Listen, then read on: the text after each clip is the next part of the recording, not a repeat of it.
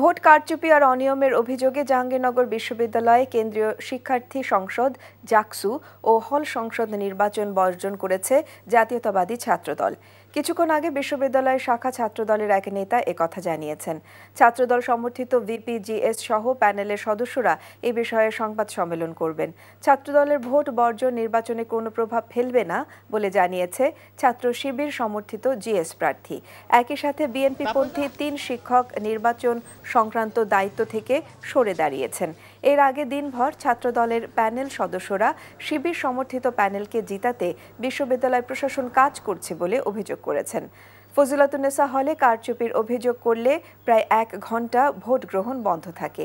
এই নির্বাচনে ২১টি হলের ২২৪টি বুথে সকাল ৯টা থেকে একযোগে ভোট গ্রহণ শুরু হওয়ার কথা থাকলেও বেশ কয়েকটি কেন্দ্রে সময় মতো ভোট গ্রহণ শুরু করা যায়নি। ভোটাররা কেন্দ্রে ভিড় করলেও তারা সময় মতো ভোট দিতে পারেনি। নির্বাচন কমিশন সহ বিশ্ববিদ্যালয় প্রশাসনের নানা অব্যবস্থাপনার অভিযোগ করেন তারা। সকালে জাতীয়তাবাদী ছাত্রদল মনোনীত ভিপি প্রার্থী মীর মোশাররফ হোসেন হলে ভোট প্রদান করেন। একই কেন্দ্রে ভোট দেন ছাত্র শিবিরের ভিপি প্রার্থী আরিফুল্লাহ আদিব।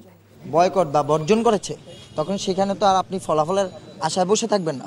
আর তার চেয়ে বড় কথা হচ্ছে বাংলাদেশ জাতীয়তাবাদী ছাত্রদল সমর্থিত যে প্যানেলটা রয়েছে, সাদি বৈশাখী ইকরা সাজ্জাদ প্যানেল, যে প্যানেলটা আছে, এই প্যানেল আপনাদের কাছে সুনির্দিষ্ট অভিযোগ প্রমাণ সহ বেশ কিছু নিয়ে উপস্থিত হয়েছিল। আরও যা যা অসঙ্গতি আছে তা নিয়ে খুব শীঘ্রই আরেকটি সংবাদ সম্মেলনের মাধ্যমে আপনাদের কাছে হাজির হবে। কেউ নির্বাচনে থাকবে কি থাকবে না, কি নির্বাচনে বর্জন করবে কি নির্বাচনে অবস্থান করবে, সেটা আসলে তাদের ব্যক্তিগত ব্যাপার। আমরা গতকাল রাত থেকে দেখেছি অনেক কারচুপি। গতকাল রাত থেকে যতগুলো ঘটনা ঘটেছে এখন পর্যন্ত, প্রাক্তন ছাত্রদল নেতা, যুবদল নেতা, বিএনপিপন্থী শিক্ষক, বর্তমান ছাত্রদল আহ্বায়ক, ওনারা গিয়ে নির্বাচন কমিশনারে ছিলেন, যেটা আসলে সম্পূর্ণ অযৌক্তিক এবং নির্বাচন ষড়যন্ত্রে শামিল।